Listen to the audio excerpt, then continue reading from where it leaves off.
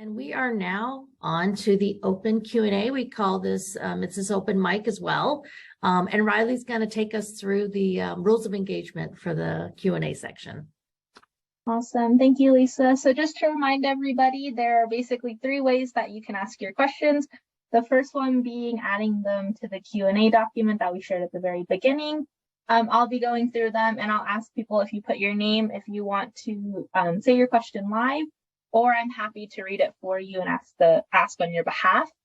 And then you can also put them in the chat, as well as raising your hand in that reaction on the taskbar. It'll start queuing you up, and then we can call on you and you can ask your question live as well. So those are the ways that you can engage. I will stop sharing my screen. That way we have more of a gallery view so we can highlight some of the speakers that are talking and then also the people who are answering. So just to start, is there anybody who would like to ask a question live? Feel free to unmute. If not, I will start asking those questions from the document. We do have a couple of questions. We have David Potts and Marianne Hayes. If either of you would like to unmute and ask your question. Yes, this is David at the Iowa DOT. One of those ongoing questions is, for all the wonderful things you're doing, how are you staffed and how is it situated in the organization? One of the things we found is that location very often influences the ability to enact whatever it is you want to make happen. So that's the question, and I'll sit back and listen to the response. Thank you. I'll take a first stab at this one, David. Where we in 2020 went fully remote for a while there, haven't really all come back in at the same time. We have a remote work effort from our governor's office to encourage and also get rural jobs out there. And so not a lot of us are in our central office sitting next to each other. It just so happens that Winston and Lindsay, when they do come in, do not sit very far apart. They're in the same building, on the same floor, within eyesight of each other. But what we have done is we've been very purposeful at meeting together. We schedule time to meet together as a group, and I know Lindsay and Winston meet individually to talk about what they're doing. And I think in this age of, hey, even if we are both scheduled to come in to the office, it may not be on the same day of the week. And so being intentional in identifying where those overlaps are and communicating with those people has helped us a ton. I'll give you just a little bit of history of why Winston's in the research and innovation, and we're over in transportation performance management. It's really because of FHWA's Center for Accelerating Innovation, and for the opportunity that we have to implement research that's being done, and Winston and his group helped to push that forward. Now, when I say group, it's him and one other person. And as far as Lindsay's concerned, she is a woman-woman band. And so we rely on our consultant partners to help us in our areas, but we're really small shop. And so the overlap or the integration is a lot easier because we have less folks to coordinate with. However, it does make it more difficult because we have less folks to coordinate with. So hopefully that answered your question, David. I don't know, Winston, Lindsay, if you have something else to share.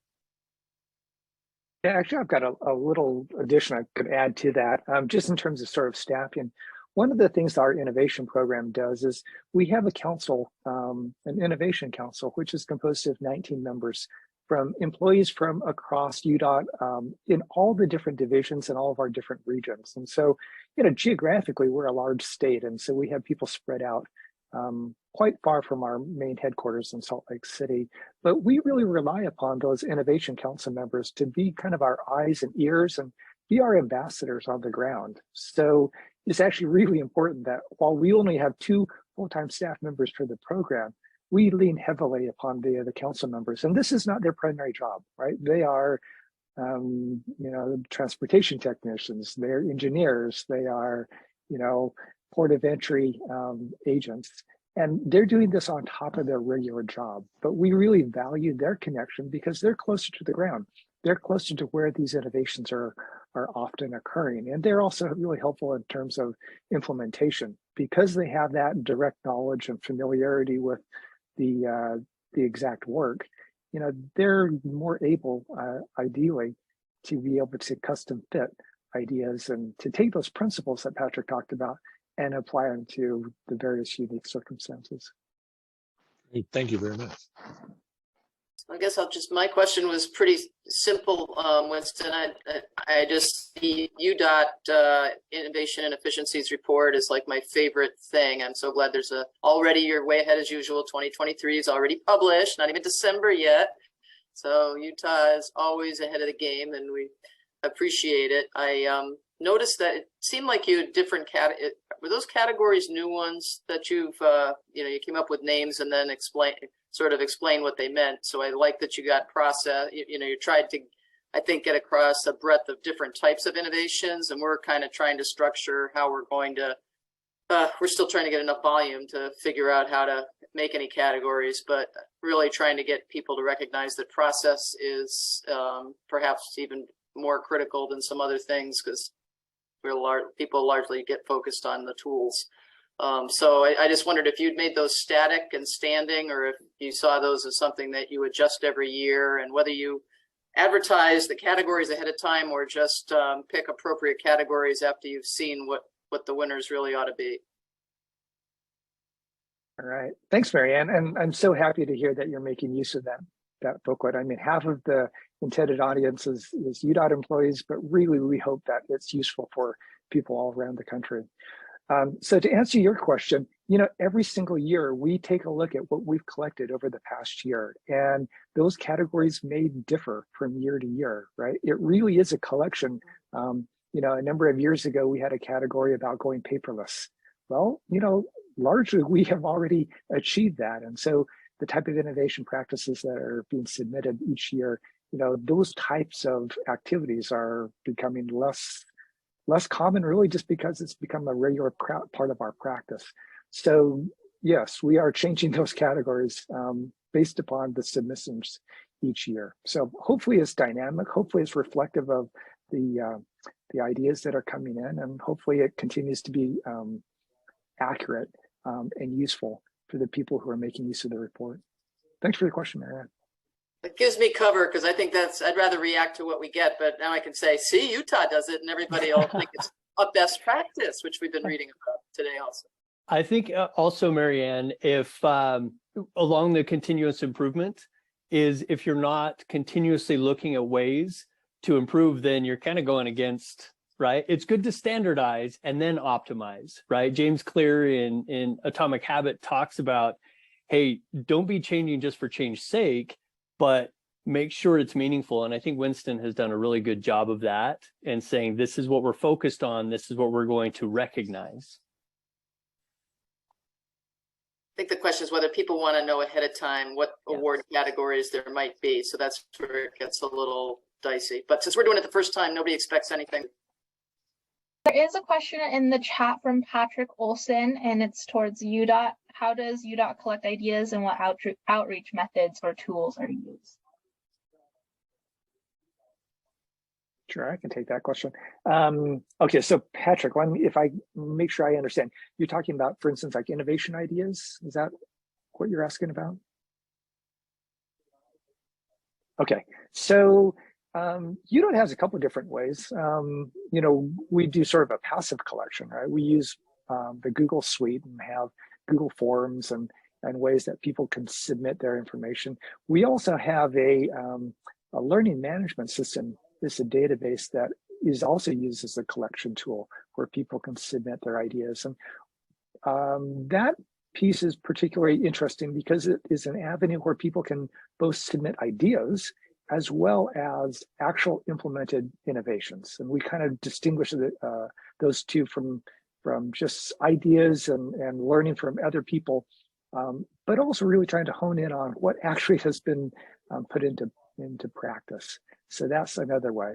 And then I think the third way that we also collect innovations is really relying upon our innovation council members as they're out and about. Part of their job is to actually do outreach and go to staff meetings and talk to teams and go to maintenance sheds and talk with people, because I think oftentimes that in-person contact is the way that we collect information. And then my colleague and I are also planning to do some greater on-site visits. I think the ability to walk around a maintenance yard, right, and be able to ask people about, hey, that's the new device, or that's a new arrangement, or you've got your vehicles configured in a different way that we haven't seen before.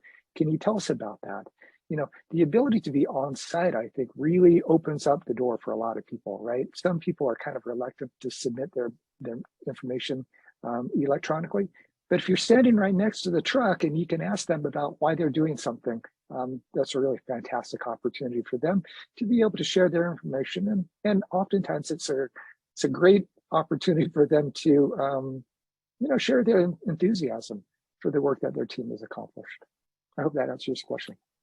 If I might also add, for our process improvements, many times we will have people working on process improvements that we don't even know about. And they'll show up in this innovation portal. And so we will reach out to them and just ask them, how did you do it? And, you know, what benefits are you gaining? But one other way is we have senior leaders who say, we want formal process improvements done in these areas. And so we get the opportunity to not only have the grassroots, but also our leadership to identify. And Lindsay is the one that kind of benefits from their insights in what needs to be done. Yeah, and one of the ways we're working on trying to develop a system and a culture towards, we'll call it data-informed process improvements, is Patrick, as one of his other roles, is with the audit team, is working on the enterprise risk management framework. And so when those risks come out, we can take a look at those, take a look at other things that are coming up and try to figure out which process improvements might be the most beneficial based on risk and the likelihood of risk impact and things like that. So yeah, I think the sort of grassroots, not unlike the employee resource site, they came to us independently, but then also this way of selecting other process improvements a little more systematically is coming down the pike. Patrick, I saw that you had your hand raised. Did you have anything to add? Yeah. Just as a follow-up, in California, we have something similar too, where we have an idea portal and then an implemented portal. How do you connect the dots between an idea and making it implemented? Because is there a liaison or staff that kind of monitors these and then tries to take the good ideas? And is there a process for approving, yes, we can make this happen? And how do you implement that in a division that maybe have limited resources or something like that? How do you see those come to fruition? All right, thanks, Patrick. That's a great question. You know, that one of the things that is really, maybe I'm making an assumption here a little bit, that UDOT is doing things differently than some other states. And I think, you know, there's some really fantastic examples of states that, for instance, do idea challenges, and they collect ideas and they go through some sort of sorting process and provide opportunities for support and indeed funding. I know Missouri is a great example of that, and I know CDOT and some other states have some really fantastic approaches to idea collection as a driver for you know, supporting and incubating development of innovations. UDOT's actually kind of gone a little bit different direction, right? And we've really tried to rely upon sort of that intrinsic value of allowing people to go out and try and succeed, try and fail, but we're sort of giving them free license to go out and do. And so rather than building the process around the idea on the front end, we're actually building our process more around the idea, or excuse me, the implemented innovation collection on the back end. And while we do collect ideas, and our staff, myself and our innovation program coordinator, Quentin Klingon-Smith, he and I review ideas that are submitted, and those that have opportunities for implementation or low-hanging fruit and can be easily implemented, yes, we absolutely go after those And we are the people who are responsible for pushing those forward, or it may be a matter of connecting people with those who are in a position to be able to implement.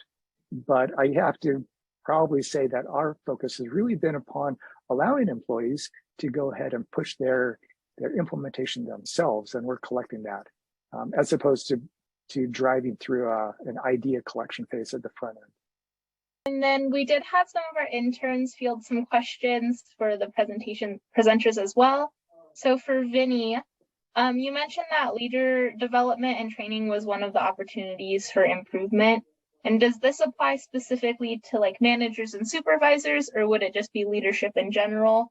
And then are there plans to increase sort of this leadership training to create higher buy-in for the future? Yeah, so in the past, GTO has done training, something called Foundations, which early on, which laid the groundwork for people understanding AMS elements throughout and applying it to projects and problem solving.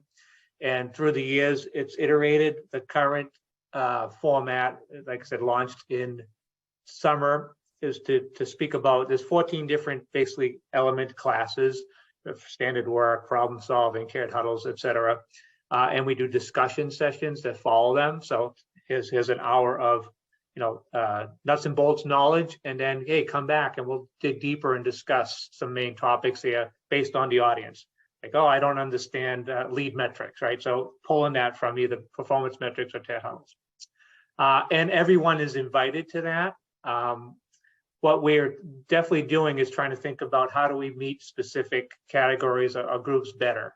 We're currently working on onboarding leaders program. We're definitely working with like an aspiring leaders group, and we definitely have thoughts of how to make things fit for the different levels of folks. So that's in process, using lessons learned from what we've done already. Hopefully that's helpful. Awesome. Thank you. And then since we've kind of been talking about reinforcement programs and also recognition, does Arizona have any sort of program where they recognize people's successes and reinforce those successes and also innovations of any kind? Yeah, so we have a success story pipeline, so that we know that individual agencies do their own thing, some similar to others and some very different. Lisa at ADOT, where I used to work, I know has a program. But we have a way for people to surface success stories from within their agencies to the more global view at the state. So. Awesome. Hi, Vinny. Thanks for being here today. I do have another question here. When leading and supporting your continuous improvement efforts, who are the champions in the agency, and then how are they assigned? Well, again, a lot of the agencies have different resources and sizes. So some of the agencies have, like, just use ADOT as an example, where Lisa is now. So she heads the OCI group, and typically the COO has been the sponsor, right? And some agencies have a similar look, right? So a lot of the large agencies have an OCI contingent and group, and probably a sponsor. Some of the smaller agencies, 100 people, 150, 200, various sizes and boards, usually have a champion type person or someone who does another job as well as being someone leading an AMS effort. So it's a mix across the board. And then that's how at GTO, how we try to serve the different needs. For instance, at ADOT, there's 18 to 20 lean coaches, I think at last count, if I recall. So we support them and speak with them, but they need our support at a different level than a smaller agency that doesn't have resources. So through coaching, et cetera, and support, we try to help those agencies along with always having this baseline training program. So hopefully that's helpful. There's a lot of variety and various structures and sizes within the agencies. That's great. Thank you. And then I've got another question here. When talking about building upon and supporting success, reinforcement and recognition are crucial components. How are Arizona government agencies acting on those crucial components? Well, hopefully I understand the question right. But one thing, just going to Patrick and you talked about employee engagement. So we do one of our scores is an employee engagement score. We also use Gallup and focus on the employee, some things more than others, potentially, like some really align with AMS or lean, if you think about, and some of the agencies have added specific AMS questions to fortify the Gallup questions. So that's happening in some levels. And we also have an AMS assessment. So all the agencies take it at least twice a year, some do it quarterly. So it's an AMS assessment assessing people's application and understanding of every element. And it's a scale of 1 to 5, and we report that out. But also we challenge people to look at that as identifying opportunities, right? At ADOT, maybe they're strong on problem solving and leader standard work, you know, but different groups say we're struggling with tiered huddle application or one-on-one coaching, you know, and that could go throughout the state. So we have these reports and and we support that with coaches and individuals, usually have champions of the AMS assessment in their own agency as well. So those two big reports and self-assessments go a long way. And again, you know, some states, some agencies like ADOT has a new recognition program, et cetera, do their own thing within that. But we're trying to encourage them to align, as Lisa said, AMS and employee engagement so closely. Excellent, thank you. Vinny, just a follow-up question. It seems like AMS is a very widespread program. So do you have any tips for folks who are trying to implement a similar program that sort of touches multiple agencies that are very diverse? Yeah, well, some of the insights are in that the report and some that I shared. You know, but I mean, you know, what I think is less important to what the leaders at the highest level think. And the one thing that caught my eye, and I tend to agree for what it's worth, is that this focus on leader behaviors was consistently expressed as important, right? So, and a lot of the Arizona State, as we looked at how these things happen across other enterprises, you know, some people start at the bottom, some people start at the top, some people start at the middle. We thought it was very important to start at the top, right? Train leaders so they can role model and coach. But even with that, I don't think we would say we take that back. The leaders say, let's emphasize even more the role of the leaders, holding them accountable to that, helping them, and this idea of leader standard work to navigate the chaos or keep away from chaos and focus on the right things. That was said consistently by leaders across the state. Excellent, thank you. Were there any other questions? I think we're good. So Lisa, I will hand it back to you and I will reshare my screen. Thank you to all the presenters who answered all of those questions wonderfully. Yes, thank you so much. And now I just want to remind everybody that you need to check out our Lean Interchange Hub. You can access past webinars, newsletters, and again, there's another QR code. They love their QR codes. I think it's amazing. So don't forget that you can, this is where you will find this recording for this webinar. Next slide. All right, and up next, the next forum is in January, date to be determined. But if you would like to host or be a presenter, please contact Gary Van Such. We'd love to hear from you. And next slide. And we are at the end. So I do want to give some thank yous. Of course, I do want to thank first Rylie and Stephen and Rebekah for putting together, and they were the behind the scenes, making this all work so seamlessly. A very special thank you to Vinny and Patrick, Winston and Lindsay for your knowledge and your time and your presentations. They were absolutely fantastic. Love the Q&A session. And thank you to Gary Van Such for the invitation. And that is all that we have today. So thank you so much.